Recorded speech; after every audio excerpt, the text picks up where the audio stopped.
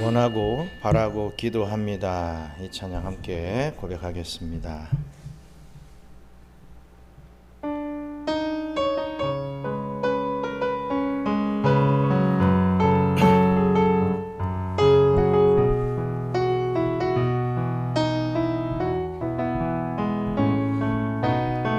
이 세상을 살아가는 동안에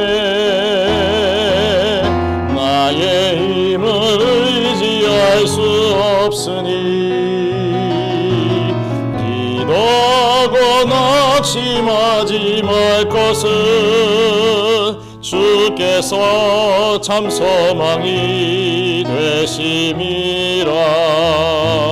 하나님의 꿈이 나의 비전이 되고 예수님의 성품이 나의 인격이 되고 성령님의 권능이 나의 능력이 되기 원하고 바라고 기도합니다. 주의 길을 걸어가는 동안에 세상의 것 의지할 수 없으니 감사하고 낙심하지 말 것은 주께서 참 기쁨이 되심이라. 하나님의 꿈이 나의 비전이 되고 예수님의 성품이 나의 인격이 되고 성령님의 권능이 나의 능력이 되기 원하고 바라고 기도합니다. 우리 다시 한번 고백합니다. 이 세상을 살아가는 동안에 나의 힘을 의지할 수 없으니 기도하고 낙심하지 말 것은 주께서 참 소망이 되심이라. 다시 한번 이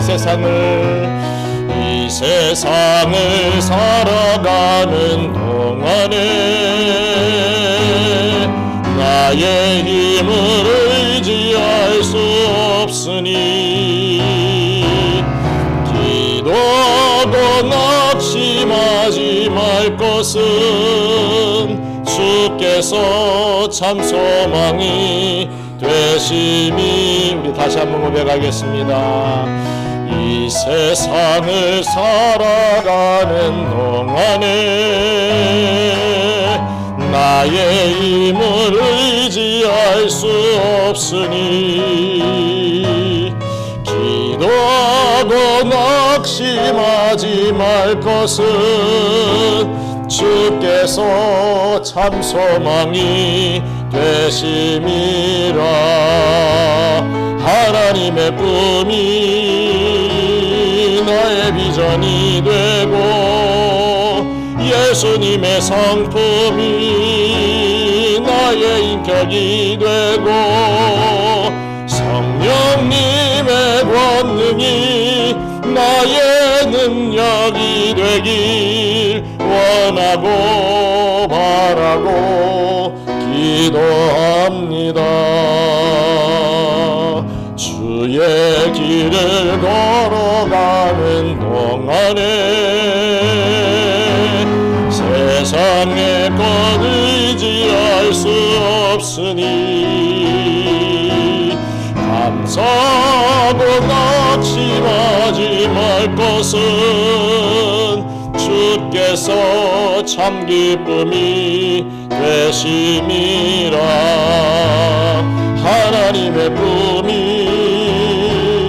나의 비전이 되고 예수님의 성품이 나의 인격이 되고 성령님의 권능이 나의 능력 되길 원하고 바라고 기도합니다. 하나님의 꿈이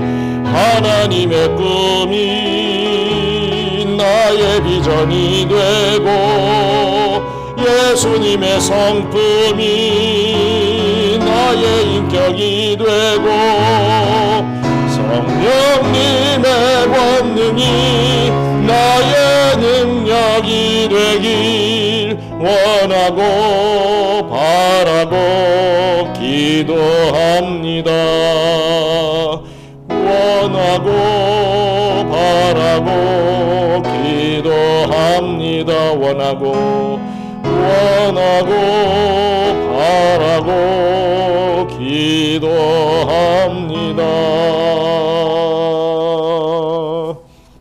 하나님의 말씀 보겠습니다. 요한복음 12장 20절로 26절 말씀. 요한복음 12장 20절로 26절 말씀입니다.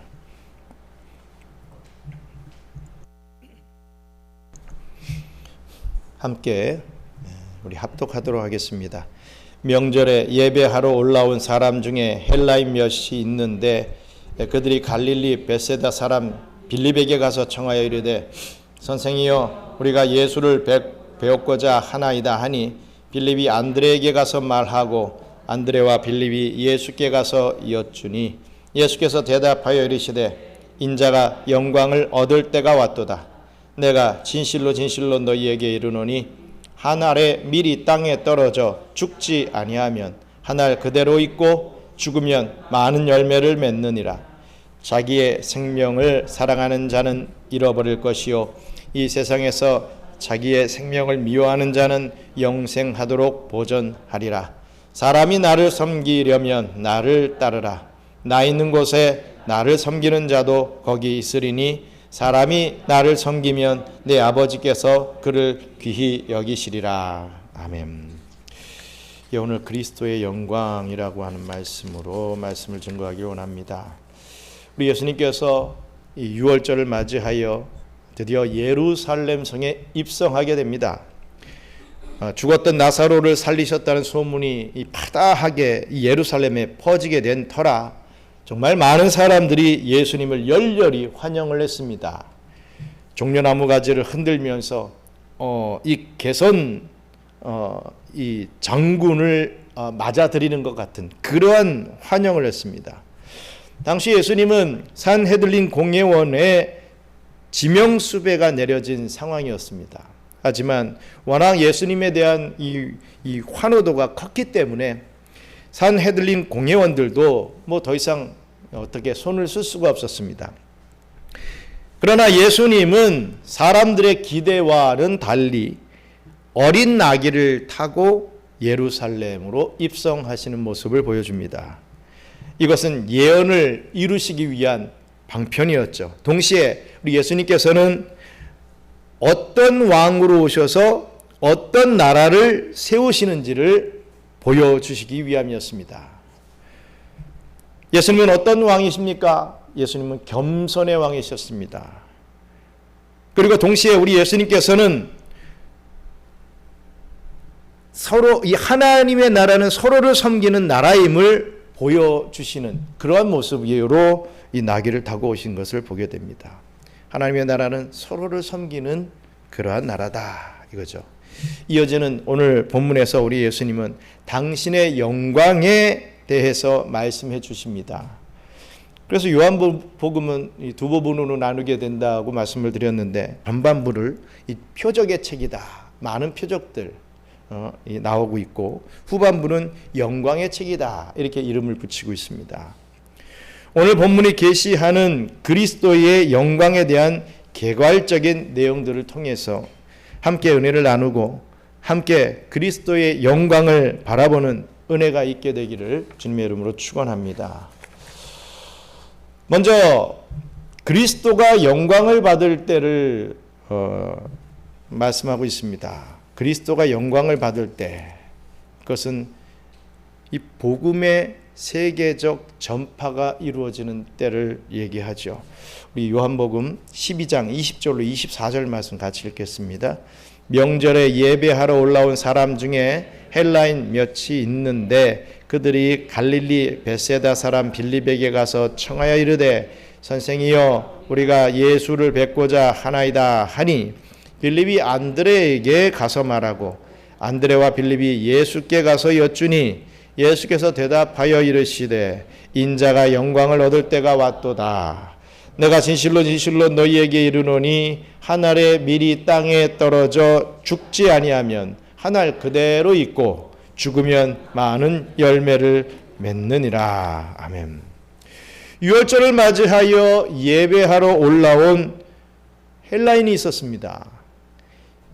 이들이 누구인가 하는 여러 주장이 있지만 이들이 갈릴리 베세다 사람 빌립에게 접촉하여 예수를 만나기를 청한 것을 보았을 때 이들은 국경 지역인 이 갈릴리 부근에 살고 있던 이 개종한 이방인으로 추측됩니다. 이 갈릴리 부분에는 데가볼리라고 하는 지역이 있지요. 이 데가볼리라고 하는 말은 헬라어로 데카폴리스라고 하는 말을 사용하고 있습니다. 여기서 이 데카라는 말은 숫자로 10을 나타내고요. 이 폴리스는 잘 아시다시피 도시를 말하고 있습니다. 즉 알렉산더 대왕의 지시대로 세워진 10개의 도시를 의미하죠. 그게 데가볼리, 즉 데카폴리스를 얘기합니다.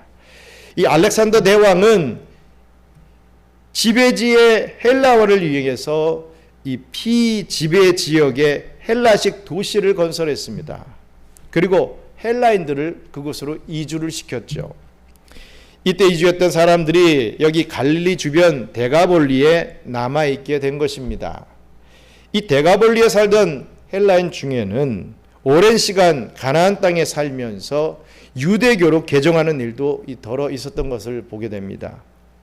뿐만 아니라 이 복음서를 보면 예수님의 사역을 통해서 데가볼리의 사람들도 복음을 듣게 되고 이 예수를 믿는 사람들이 생겨나게 되었던 것입니다.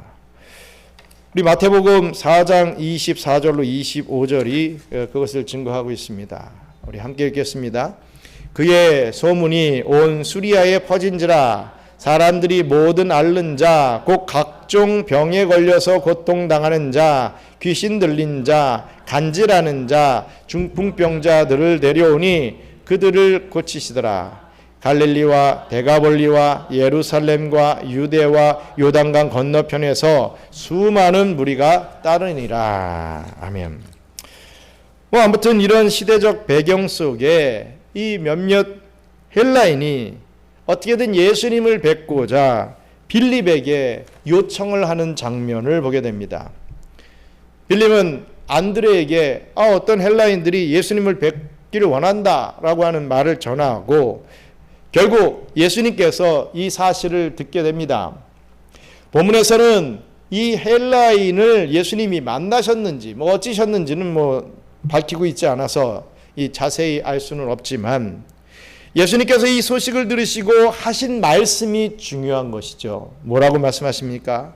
인자가 영광을 얻을 때가 왔도다 라고 하시는 이 말씀을 하시는 것입니다.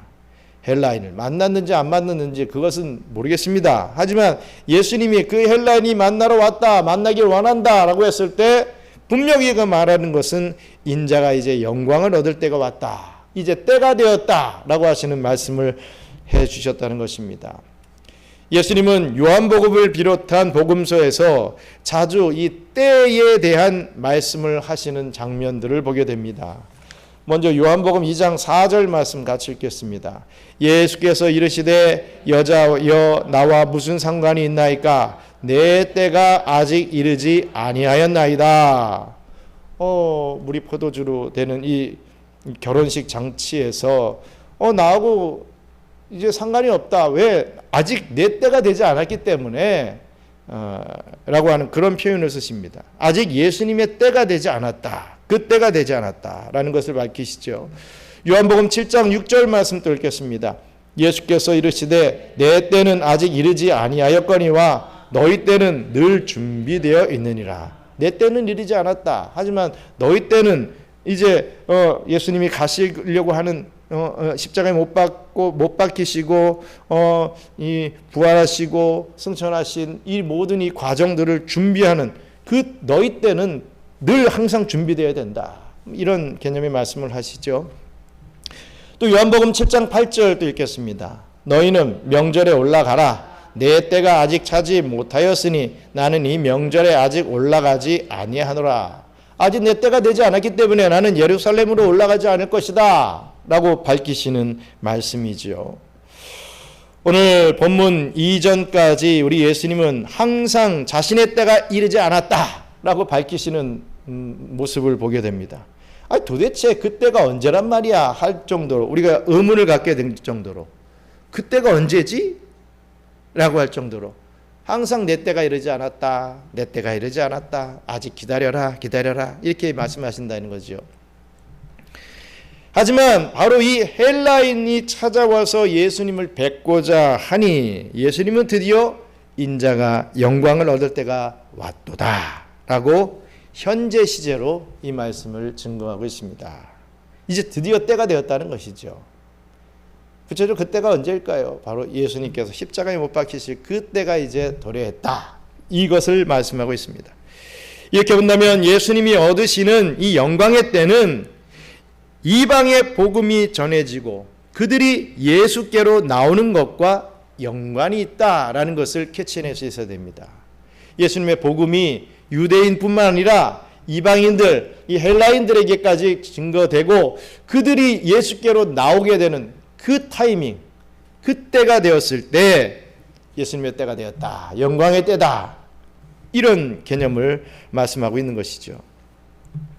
유대인들은 선민인 이 자신들에게만 하나님의 사랑과 구원이 주어진다라고 철석같이 믿고 있었습니다. 다른 이방 민족들에게는 전혀 구원이 없다라고 생각을 했죠. 그래서 이방인들은 계취급을 합니다. 부정하게 여깁니다. 또 불쌍하게 여깁니다. 구원도 못 받는 것들 이렇게 얘기를 하는 거죠. 그러나 구약 성경을 꼼꼼히 보면 하나님의 구원이 이방인들에게도 열려 있다는 것을 우리는 어렵지 않게 발견할 수 있습니다. 먼저 아브라함에게 주신 언약의 말씀을 통해 우리는 발견할 수 있죠. 창세기 12장 2절로 3절 말씀 같이 읽겠습니다. 내가 너로 큰 민족을 이루고 내게 복을 주어 내 이름을 창대하게 하리니 너는 복이 될지라. 너를 축복하는 자에게는 내가 복을 내리고 너를 저주하는 자에게는 내가 저주하리니 땅의 모든 족속이 너로 말미암아 복을 얻을 것이라 하신지라. 아멘. 보시면 땅의 모든 족속이 아브라함이 가졌던 믿음을 가짐으로 복을 얻는다. 땅의 모든 족속이 아브라함의 후손으로 말미암아 복을 받게 될 것이다 라고 하는 것이 하나님의 언약의 말씀이었다는 것입니다. 그리고 이방 여인 이 가나안의 이 다말, 또 이방 여인 여리고의 라합, 그리고 이방 여인 모압의 룻 등 이 구약 성경에서도 이방인이 구원을 받을 뿐만 아니라 메시아의 조상이 되는 부분들까지도 잘 보여주고 있습니다. 이렇게 구원은 온 민족, 온 세상에 열려 있는 것이었고 이스라엘은 영적인 의미였으며 이 교회를 상징하는 민족이었다라는 것을 우리는 알아야 할 것입니다. 그래서 바울은 이렇게 말을 하지요. 로마서 10장 12절로 13절 또 읽겠습니다. 유대인이나 헬라인이나 차별이 없습니다. 한 분이신 주께서 모든 사람의 주가 되사 그를 부르는 모든 사람에게 부여하시도다. 누구든지 주의 이름을 부르는 자는 구원을 받으리라 라고 말입니다. 사실 하나님께서는 이 세상을 만드실 때부터 복음이 온 세계에 퍼지기를 원하셨습니다. 너희들만 알고 있어야 돼. 이게 아니었죠. 온 세상에 퍼지기를 원하셨습니다. 그래서 하나님은 하나님의 형상을 가진 사람에게 온 땅에 충만할 것을 분명히 명령하시는 것을 보게 됩니다. 제가 창세기 1장 28절 제가 읽겠습니다. 하나님이 그들에게 복을 주시며 하나님이 그들에게 이르시되 생육하고 번성하여 땅에 충만하라. 땅을 정복하라. 바다의 물고기와 하늘의 새와 땅에 움직이는 모든 생물을 다스리라 하시니라. 아멘. 온 땅에 충만해야 된다. 번성해야 된다. 라고 분명히 말씀하시죠. 하나님은 온 땅이 하나님을 섬기고 하나님을 예배하며 온 세상이 하나님을 찬양하기를 너무나도 원하셨던 분이셨습니다. 하나님은 그 예배를 통해서 그들의 하나님이 되어주시고 그들에게 또 복을 주시며 또 그들에게 풍성한 사랑과 또 영광을 공급하시기를 원하셨던 분이십니다.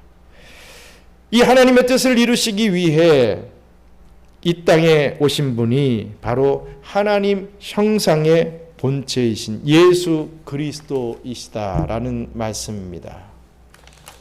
그 예수님께서는 그 그리스도께서는 제자를 모으시지요. 그리고 예루살렘과 온 유대와 사마리아와 땅끝까지 이르러 예수님의 증인이 되라고 말씀하시고 이 복음을 온 세상에 퍼지게 만드셨습니다. 그리고 이제 오순절에 모여든 이 디아스포라 유대인들에게 성령이 임하게 되고 그들이 온 세상에 퍼져서 이 교회가 각각의 자기들 나라마다 다 세워지게 되죠. 그렇지 않습니까? 이 사도 바울이 저 나라 가서 물론 많은 교회들을 세웠지만 오순절날 다 6월절에 이 오순절에 모여든 이 사람들이 말씀을 듣고 예수님의 말씀을 듣고 은혜 받아서 각 나라에 퍼져서 교회를 세우는 것이 더 효과적인 그런 부분 아니겠습니까? 그렇게 교회가 세워지게 되었다는 것입니다. 하나님이 첫사람 아담에게 주셨던 사명을 두 번째 아담이신 예수 그리스도께서 이렇듯 성취하신 것입니다. 그러므로 그리스도의 영광은 온 세상이 하나님을 예배하는 것과 관련이 있다 없다? 관련이 있다는 거죠. 온 세상이 하나님을 예배하는 것, 그게 바로 그리스도의 영광과 관련된다.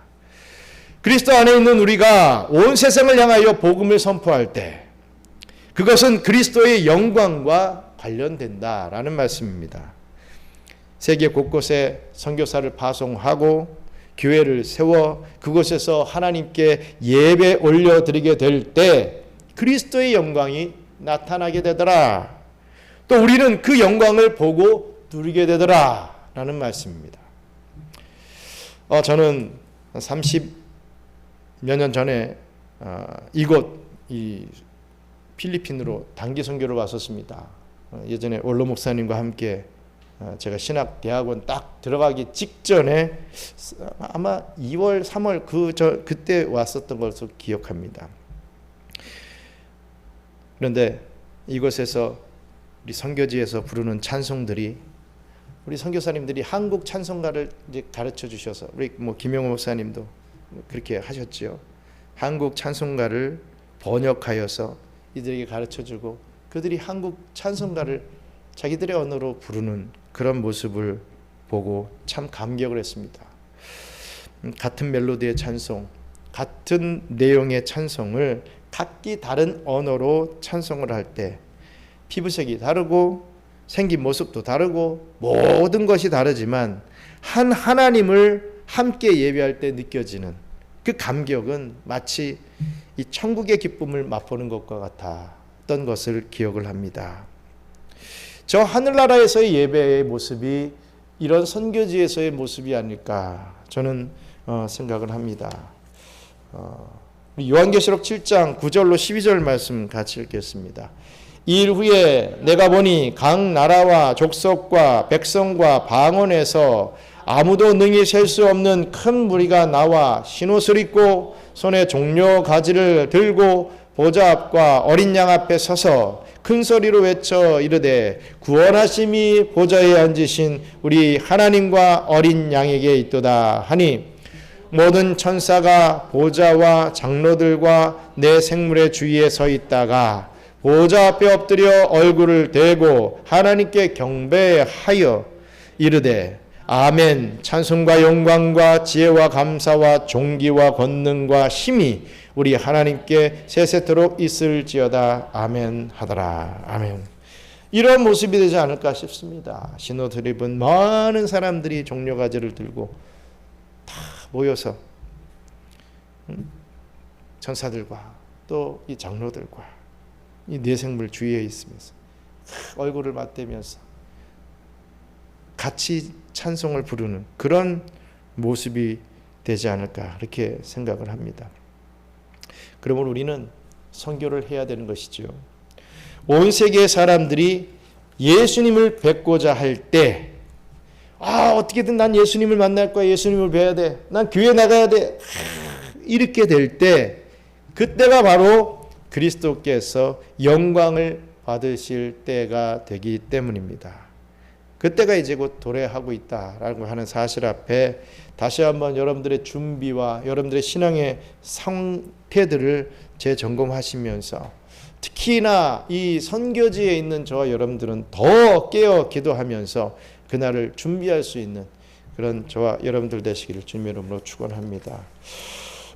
둘째로 그리스도가 영광을 받으시는 방법입니다.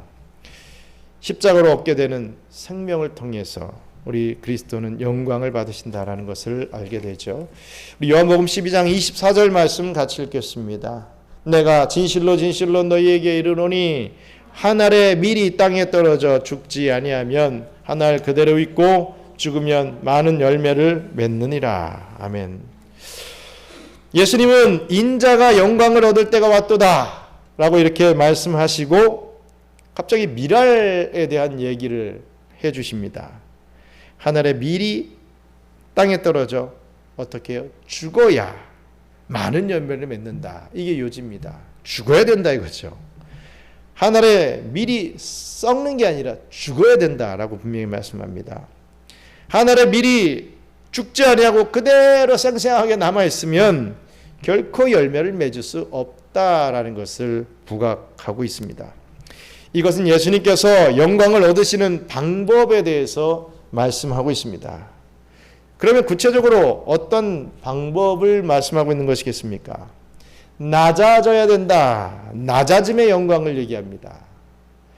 요한복음 12장 24절에 한 알의 밀이 땅에 떨어져 라고만 한 말씀, 이것은 예수님의 성육신을 의미하죠. 한 알의 밀은 예수 자신을 나타내는 은유적인 표현입니다. 떨어진다 라고 하는 것은 그의 낮아지심, 곧 성육신을 가리키고 있지요. 이것에 대해서 바울은 이렇게 표현을 합니다. 빌립보서 2장 8절 말씀 같이 읽겠습니다. 사람의 모양으로 나타나사 자기를 낮추시고 죽기까지 복종하셨으니 그 십자가에 죽으십니다. 아멘.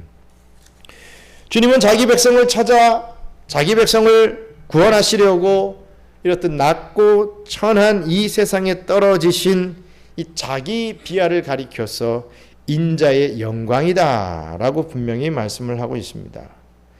그리스도 안에 있는 저와 여러분도 우리도 마찬가지입니다. 우리에게는 이 낮아짐, 이 다르게 표현하자면 자기 희생이 필요합니다. 참 이게 자기가 희생한다는 게 오늘날에 있어서 참 쉽지가 않죠. 누구 대신 내가 좀 희생을 한다? 누구 대신 내가 좀 고통을 좀 더 당한다? 어떤 일에 있어서 내가 더 많은 일들을 감당한다? 이런 것이 어떻게 보면 참 쉽지 않은 시대가 되어버린 것 같습니다. 우리의 삶이 넉넉해지고 우리의 모든 부분들이 다 좋아졌음에도 불구하고 그 옛날에 우리 80년대 90년대만 해도 참 살기 쉽지 않은 그런 시대를 살아왔음에도 많은 것을 나누고 우리 수련회 수양회 이런 데 가보면요 무릎 꿇고 함께 막 손잡고 기도하고 이 A라는 우리 이 친구를 위해서 기도해주고 이 친구도 나를 위해서 기도해주고 이런 어떤 역사가 엄청났던 그런 기억이 있는데 오늘날에는 그냥 내 가족, 내 혈육, 나하고 좀 친한 사람 이 정도만이 나의 바운더리에 있지 그 사람들을 위해서 내가 조금 희생한다 이런 마음이 있지 정말 어떤 영혼을 위해서 내가 좀 희생한다 자기 희생을 좀 해준다, 이런 마음들이 참 많이 사라진 시대를 살아가고 있습니다. 다른 사람을 섬김으로 낮아지며 자기 희생을 하는 것이 오늘날에도 정말 필요합니다. 때로는 내가 그리스도인이기 때문에 겪어야 하는 오해와 미움, 이런 것도 감수할 수 있어야 되죠. 그러나 그것은 결국 그리스도의 영광에 참여하는 일이기 때문에 우리는 기쁨으로 그런 것을 감내할 수 있어야 됨을 다시 한번 우리가 깨달아야 될 줄 믿습니다. 또 어떤 방법입니까? 죽음을 통하여서 영광을 받는 이 부분이 있습니다. 요한복음 12장 24절에 한 알의 밀이 땅에 떨어져 죽으면이라고 말했지요. 농부의 손에서 땅 속으로 떨어진 이 밀알은 먼저 흙 속에 묻힙니다. 자기 매장입니다. 그리고 땅 속에서 분해되죠. 말하자면 자신의 모양과 모습과 특색은 완전히 없어져 버리게 된다라고 하는 사실입니다. 이러한 주님의 자기 표현은 바로 십자가의 자기 죽음, 십자가의 자기 희생을 가리키고 있습니다. 십자가의 죽음의 절대 필요성을 잘 나타내고 있는 말이죠. 바로 이것을 가리켜서 인자의 영광이다 라고 우리 주님께서는 말씀해 주십니다. 유대인들에게 있어서 하나님께서 보내신 메시아는 세계를 정복하는 승리자로 생각됐습니다. 나를 구원해 주고 이 세상을 정복할 승리자, 이렇게 보았던 거죠. 저들에게 있는 인자의 영광은 영원한 메시아가 나팔 소리가 울리는 가운데 하늘의 천사들의 호의를 받으면서 군림하는 것이다, 이렇게 생각되었습니다.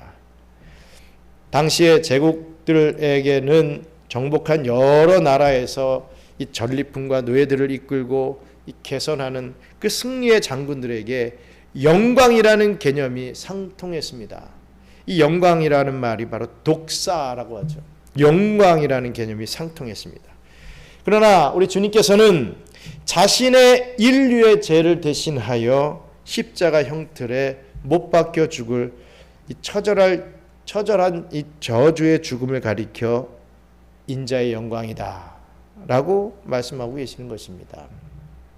즉 예수님께서 말씀하신 인자의 영광은요, 십자가의 자기 희생을 말합니다. 십자가의 자기 죽음을 말하죠. 십자가의 자기 속죄를 의미하는 말이라는 것을 알아야 할 것입니다.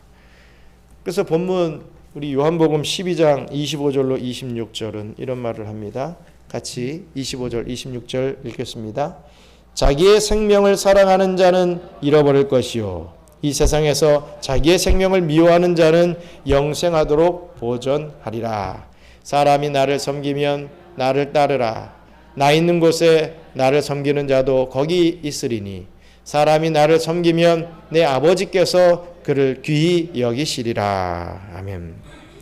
자기 생명을 사랑하는 자는 어떻게 된다고요? 그 생명을 잃게 되고, 자기 생명을 미워하는 자는 영생한다 라고 말합니다. 그리고 진정 예수님을 따르고자 하는 자는 예수님을 따라야 한다 라고 지금 얘기를 하고 있는데, 우리 예수님이 지금 어디로 가고 계십니까? 십자가의 길, 그 죽음의 길로 가시는 것을 우리가 잘 알고 있죠. 예수님을 따르고자 하는 길은 이렇게 순교를 각오하고 가야 하는 길이라는 것입니다.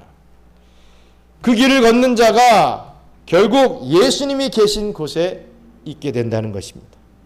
즉 천국에 가게 된다라는 의미죠. 그리고 그곳에서 성부 하나님께 귀히 여김을 받게 된다라고 말씀합니다. 그렇기 때문에 우리는 주를 위해 살고 또 주를 위하여 죽는 순교적 신앙이 필요합니다. 교회는 순교자의 피 위에 세워지기 때문입니다. 물론 내가 다 죽어야지, 순교해야지, 다 죽으란 얘기는 아닙니다. 그런 마음이 있어야 된다는 거죠. 여러분, 죽기가 쉬울 줄 알죠? 죽기 어렵습니다. 순교자의 이 삶도요, 하나님이 허락하셔야 되는 것이지, 나는 순교하겠습니다 해서 순교할 수 있을 것 같습니까? 아니죠. 제가 이번에 한국에서 설교를 하게 됐습니다. 그때 이제 중국에서 이곳으로 넘어오게 될 때 많이 갈등하고 기도했다. 혹시 뭐 설교 들어보신 적 있습니까? 제가 올려놨었는데 근데 이 마태복음의 말씀을 통해서 이 동네에서 핍박을 받으면 핍박하면 저 동네로 피하라 이런 말씀이 있습니다. 중국에서 순교해야 될 사람이 있겠죠. 당연히 그런 선교사들이 있어야 되죠. 하지만 저와 같은 케이스는 뭐 순교하기보다는 또 다른 곳에서 더 많은 주의 일들을 하게끔 하시는 것이 하나님의 뜻일 것이라고 하는 확실한 믿음이 들어왔습니다.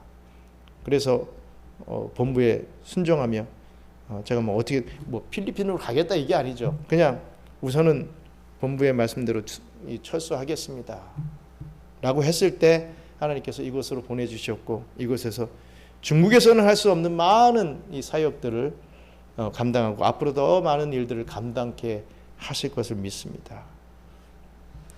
분명한 건 순교적 신앙, 그 마인드는 항상 갖고 있어야 된다는 것입니다. 어떻게든 내가 살아남아야지, 이렇게서 내가 숨어야지, 피해야지, 이건 아니고요. 죽으면 죽으리다 라고 하는 그 신앙은 있어야죠. 하지만 이 순교의 과정까지 가게 하시는 분, 그것을 허락하시는 분이 하나님이시다는 것은 우리가 분명히 믿고, 무엇보다도 순교를 하게 하시든 안 하게 하시든 맡겨진 곳에서 최선을 다하는 그러한 신앙의 삶을 사는 것이 더 중요하다. 뭐 어떤 분들은 자기 논리 아니야? 자기 합리화 아니야? 이렇게 생각할지 모르겠지만 뭐 나중에 그 결과가 분명히 말씀해 주실 줄 믿습니다. 어쨌든 교회는 순교자의 피 위에 세워지는 것이기 때문에 이 순교적 신앙이 필요하다라는 것을 우리는 알아야 할 것입니다. 뭐 외국의 경우 순교자들이 참 많았지요. 하지만 우리 한국도 마찬가지로 순교자들이 참 많았습니다. 목숨을 걸었던 순교자들의 터 위에 이 땅에 교회가 세워지게 되었습니다. 양화진에 가보신 적 있습니까? 이 선교사님들의 이 무덤이 있습니다. 그곳에 가면 선교사님들의 이 무덤도 있지만 선교사님 자녀들의 무덤이 간혹 있는 것을 봅니다. 한국으로 선교 와서 1년, 2년, 3년을 살다가 그걸 적응하지 못하고 먼저 하늘로 간 선교사님의 그 자녀들의 무덤이 있는 것을 봅니다. 당시에 풍토병과 척박한 환경으로 선교사님들의 자녀들도 이렇게 병을 얻어서 세상을 떠나게 된 것입니다. 그 선교사님들이 그 핏덩이를 그 땅에 묻으면서 그들은 어떠한 마음이었겠습니까? 자기들은 정말 순교의 사명을 가지고 선교적 마인드를 가지고 왔지만 자기들의 자녀를 땅에 먼저 묻는 그러한 경우를 당하게 되었을 때 참 어떤 마음이 들었겠습니까? 저도 중국에서 저는 나름 선교한다고 우리 기쁘지 않느냐? 우리 아들 딸을 자전거에 태워서 학교 보내주면서 야 성화야 기쁘지 않느냐? 우리 애들 기억날지도 모르겠습니다. 아빠는 행복하다 이러면서 자전거를 그 기어 없는 자전거를 몰고 가죠. 근데 애들이 행복했겠습니까? 나중에 그러더라고요. 아빠 왜 중국이어야 됐어요? 이렇게 얘기하더라고요. 어쨌든 우리 하나님의 또 은혜와 도움으로 또 우리의 자녀들이 잘 크고 있는 것을 볼 때 참 감사할 뿐입니다. 근데 이 한국에서 선교했던 이 선교사님들의 이 자녀들을 묻을 때 그 선교사님들의 마음이 어떻겠습니까? 자신이 죽는 것이 더 좋았을 텐데 이런 생각하지 않았겠습니까? 그렇게 선교했던 결과 이 땅에 세워진 수많은 교회들을 우리는 볼 수 있는 것이지요. 또 결실의 영광입니다. 요한복음 12장 24절에 또 말하기를 죽으면 많은 열매를 맺느니라 라고 했습니다. 이것은 2차적으로 주 예수 그리스도의 부활의 영광을 말하고 있습니다. 십자가 죽음의 필요성은 위대한 생명 부활을 가져오고야 마는 사실을 말하고 있죠. 그리고 2차적으로 그 십자가와 부활로 말미암는 수많은 영생인의 결실을 뜻합니다. 이에 대해서 이사야는 이사야서에서 이렇게 말을 합니다. 이사야서 53장 10절 말씀 읽겠습니다. 여호와께서 그에게 상함을 받게 하시기를 원하사 질고를 당하게 하셨은즉 그의 영혼을 속건 제물로 드리기에 이르면 그가 씨를 보게 되며 그의 날은 길 것이요 또 그의 손으로 여호와께서 기뻐하시는 뜻을 성취하리로다. 아멘. 그렇다면 인자의 영광은 예수의 성육신, 십자가의 죽음, 이 생명의 부활을 뜻하는 것이죠. 이 사망을 정복한 승리의 영광을 일컫는 말이 될 것입니다. 또 그로 말미암아 얻게 되는 결실의 영광을 말합니다. 사랑하는 우리 경양선교교회 성도 여러분, 유대인들은 정복과 이 권력 장악 또 지배하는 권리를 가리켜서 메시아의 영광이라고 했습니다. 어쩌면 우리가 추구하는 영광은 그들이 추구하는 영광일지도 모르겠습니다.